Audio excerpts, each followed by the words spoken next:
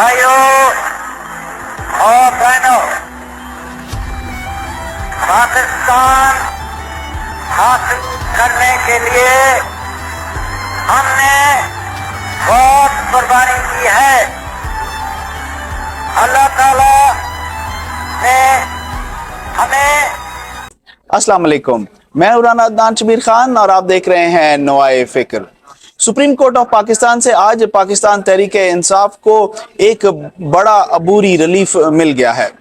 Justice منصور علی شاہ کی سربراہی میں جسٹس محمد علی مظہر اور جسٹس اطہر من اللہ نے سنی اتحاد کونسل کو مخصوص نشستیں نہ دینے اور ان مخصوص نشستوں کو دوسری جماعتوں میں ان کی پرسنٹیج کے حساب سے تقسیم کرنے کا الیکشن کمیشن اور پشاور ہائی کورٹ کا فیصلہ معطل کر دیا ہے، اور مرکوزہ اراکین کو حتمی فیصلہ نہ آنے تک یہ حکم ہے کہ وہ کسی بھی قسم کی ووٹنگ میں حصہ نہیں لیں گے۔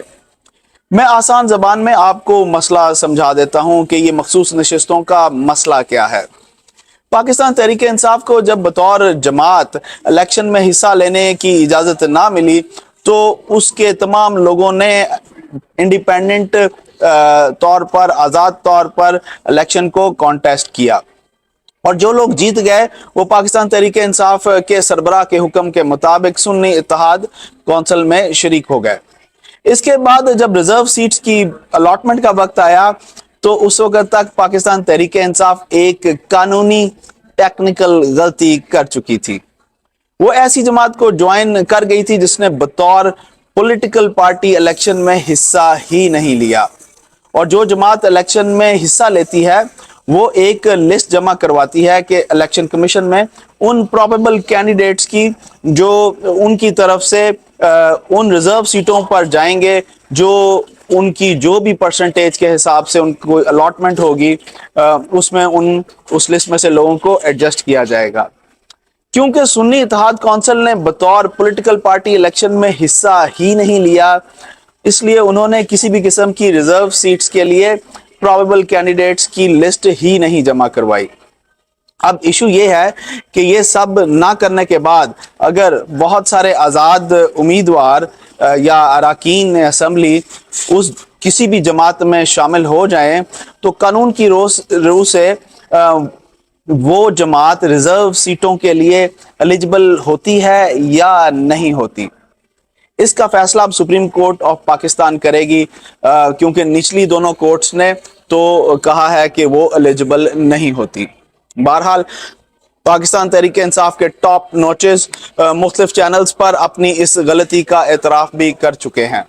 دوسری بڑی غلطی کا ارتکاب اس وقت ہوا جب وحدت المسلمین کے ساتھ شمولیت کا فیصلہ ہوا، اور یہ بات جو ہے میڈیا کے ساتھ شیئر بھی کی گئی۔ وحدت المسلمین کے ساتھ شمولیت میں واحد جو مقصد پنہا تھا وہ اپنی ریزرو سیٹیں بچانا تھی۔ پھر اچانک اسی تھریٹ کی وجہ سے جو ہے یہ فیصلہ ہوا کہ جی ہم سنی اتحاد کونسل میں شمولیت کرتے ہیں۔ یہ فیصلے جس نے بھی کیے ہیں ان لوگوں کی شناخت بھی ہونی چاہیے، اور ورکرز کو بھی یہ علم ہونا چاہیے کہ ان کے مینڈیٹ کو جو انہوں نے دیا تھا پارٹی کو، ان کے ساتھ یہ غلطیوں کا خمیازہ ہم بھگت رہے ہیں۔ مروت صاحب درست فرما رہے ہیں، چوائس جو تھی وہ MWM کی تھی، انہوں نے بھی کنٹیسٹ کیا تھا الیکشن اور ان کا بھی پارلیمنٹ میں ایک ممبر تھا۔ یہ فیصلہ ہو گیا تھا لیکن پھر آخری منٹ پہ تبدیل ہو گیا، تو یہ میرا خیال ہے غلط فیصلہ تھا۔ الٹیمیٹلی مروت صاحب ٹھیک کہہ رہے ہیں۔ آپ کہہ رہے ہیں کہ عمران خان صاحب نے کبھی اپنا فیصلہ بدلا ہی نہیں تھا، وہ پھر بھی متفق تھے کہ MWM کے ساتھ اتحاد کریں۔ جی یہی مجھے علم ہے۔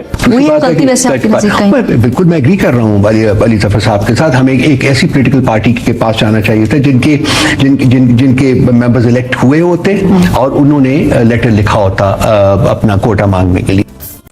دوسری طرف ہم سعودی عرب سے ایک امید لگائے بیٹھے ہیں کہ وہ ہماری اس بری معاشی حالت میں امداد کرے گا۔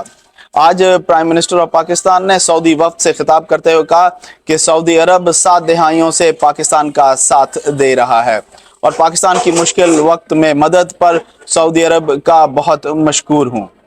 چلتے ہیں احمد کے پاس اور ان سے پوچھتے ہیں کہ یہ امداد آئے گی بھی کہ نہیں آئے گی اور کیا خبر اخبار ہے ان کے پاس۔ جی احمد۔ جی السلام علیکم رانا صاحب، ابھی جو تازہ ترین خبر ہے وہ یہ ہے کہ सऊदी क्राउन प्रिंस और वज़ीर आज़म जो हैं वो 10 से 15 मई के दरमियान पाकिस्तान आएंगे, यानी इन तारीखों के दरमियान की कोई डेट होगी। इस वक्त एक 50-60 रुकनी सऊदी इन्वेस्टर्स का वफ़द जो है वो पाकिस्तान में मौजूद है, जो मुख्तलिफ आज वज़ीर आज़म ने मुलाकातें की और कल परसों से जो है वो मुख्तलिफ वज़रा जो है तवानाई के, बिजली के, ज़राअत के, उनसे मुलाकातें कर रहे थे। अब सिचुएशन ये है कि ये अच्छी खासी इन्वेस्टमेंट जो बड़े अरसे से सऊदी अरब से मुतवक्को थी वो पाकिस्तान आ नहीं रही थी, बातें हो रही थी और सऊदी अरब आता था, बातचीत करता था, फिर गायब हो जाता था, आता था, बातचीत करता था। यूएई की आखिरी इन्वेस्टमेंट जो पीटीसीएल में आई थी वो एक बड़ी इन्वेस्टमेंट थी। फिर उसके बाद वो 3 टेलीकॉम के नाम से एक इन्वेस्टमेंट आने लगी, तो उसमें रहमान मलिक साहब जो हमारे वज़ीर दाखिला थे उन्होंने लोकल कार्ड इशू करके तो उसमें वतीन को छुट्टी करा दी। उस वक्त वतीन का बड़ा लंबा चौड़ा काम था कि वो पाकिस्तान में इश्तिहार वगैरह दे रहे थे अखबारों में, यूएई कंपनी थी वो, कि वो पाकिस्तान में टीवी चैनल समेत और ढेरों मोबाइल कंपनी और फलां मुख्तलिफ किस्म की इन्वेस्टमेंट वो करना चाहते थे। तो वो सारी की सारी फिर रैप अप कर गए जब रहमान मलिक साहब ने डंडी मारी, फिर पार्टी का दौर आ गया था। तो बहरहाल वो उसमें उन्होंने पैसा कमा लिया और वो यूएई वाले वापस चले गए। अब उस वक्त के बाद से कोई बड़ी इन्वेस्टमेंट जो है वो डायरेक्ट ऐसी कि आके यहाँ पे फैक्ट्री लगाना वो नहीं हो रही थी। ये ज़रूर होता था कि किसी कंपनी में आके शेयर ख़रीद लिए, कि कोई कंपनी चलती कंपनी आदि ख़रीद ली, इस तरह की इन्वेस्टमेंट चल रही थी। अरामको ने पिछले दिनों की मुख्तलिफ वेंचर्स में वो करते रहते थे, स्टॉक मार्केट में भी थे, मुख्तलिफ पेपर्स में भी सऊदी इन्वेस्टर्स थे। लेकिन कोई नई फर्म जैसे अभी रेकोडेक में कैनेडियन 12 गोल्ड है, वो $7 बिलियन की बहुत बड़ी पाकिस्तान की हाईएस्ट इन्वेस्टमेंट का प्लान है। उसमें $1.5 बिलियन सऊदी अरब से हम रिक्वेस्ट कर रहे हैं, नंबर 1। नंबर 2, बलूचिस्तान या गवर्नमेंट ऑफ पाकिस्तान का भी उसमें जो शेयर है वो भी सऊदी अरब को बेचने की कोशिश की जा रही है, कुछ $1-2 बिलियन के एवज। तो इस सारी सूरत हाल में जो कह लें कि सऊदी इन्वेस्टर्स है वो इंटरेस्टेड हैं, काफ़ी इंटरेस्टेड हैं पाकिस्तान में। और वजह यह है कि सऊदी अरब की इंक्लिनेशन लार्जली जो है अमेरिका की तरफ है।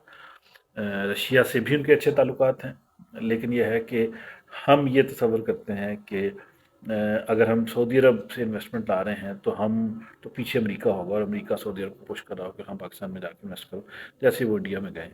अपने मफादात वो ज़रूर देखते हैं, लेकिन रेमंड डेविस और इस किस्म के केसेस में बहुत ज़्यादा सऊदी जो कह लें सफ़ीर वगैरह थे एक्टिव रहे और उन्होंने पैसे पूसे दे के उन लोगों को, उनकी फैमिलीज़ को जो है वो जान छुड़वाई। तो इन फ्रंट्स पे भी वो एक दूसरे की हेल्प कर देते हैं। तो इस सारी सिचुएशन में हम यहाँ पे लोकल हमारी तरफ से ये समझा जाता है कि सऊदीज़ जो हैं वो अमेरिकन लिंक ज़्यादा उनका है। बहरहाल जो है कह लें कि रशियन वाली साइड है उसमें भी हम इंटरेस्टेड हैं। हम ये नहीं चाहते, इस वक्त हम बहुत ज़्यादा दरमियान में हैं और हम चाहते हैं कि अमेरिका भी नाराज़ हो तो सऊदी अरब भी ना रुसे, रशिया भी ना रुसे तो चाइना भी ना रुसे, तो हम दरमियान में फंसे हुए हैं। हम चाहते हैं कि चीनी इन्वेस्टमेंट भी आए, रशियन भी आए और सऊदी भी आए।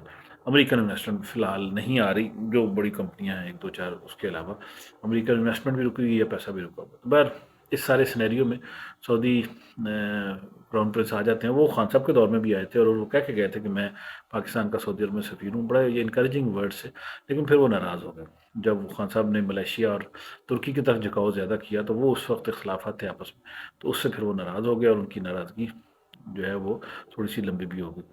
तो इसलिए खान साहब से वो इतने खुश नहीं थे। बहरहाल गवर्नमेंट और मुल्कों के ताल्लुकात होते हैं और पाकिस्तान में सऊदी इन्वेस्टर्स अगर आ जाते हैं और ताल्लुकात हमारे अच्छे रहते हैं, जो कि पॉजिटिव बात है, होनी भी चाहिए, तो मेरा ख्याल है कि 1-2 सालों में मुल्क की इक़्तिसादी सूरत हाल में काफ़ी बेहतरी आनी भी चाहिए। जी राना साहब। पाकिस्तान तहरीक इंसाफ की गलतियों का खमियाजा अब अवाम को भुगतना पड़ रहा है। अपने हसूल इक़्तिदार की हवस ने उनको अंधा कर दिया है।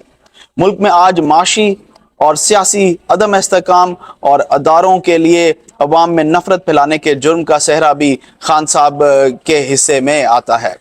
खान को हर वक्त अपनी और अपनी बेगम साहिबा की जान खतरे में नजर आती है, मगर पाकिस्तानी कौम को खान से जो खतरात हैं वो उनको नजर नहीं आते। खान को पहले पाकिस्तान का सोचना पड़ेगा। ये पाकिस्तान होगा तो खान वजीर आजम इस मुल्क का बन सकेगा। उसको अपनी पॉलिसीज को रिव्यू करना पड़ेगा। یہ وزن اس پر رہے گا۔ میں آپ سے اجازت لوں گا۔ اللہ آپ سب کو آسانیاں نصیب فرمائے اور آسانیاں تقسیم کرنا نصیب فرمائے۔ السلام علیکم۔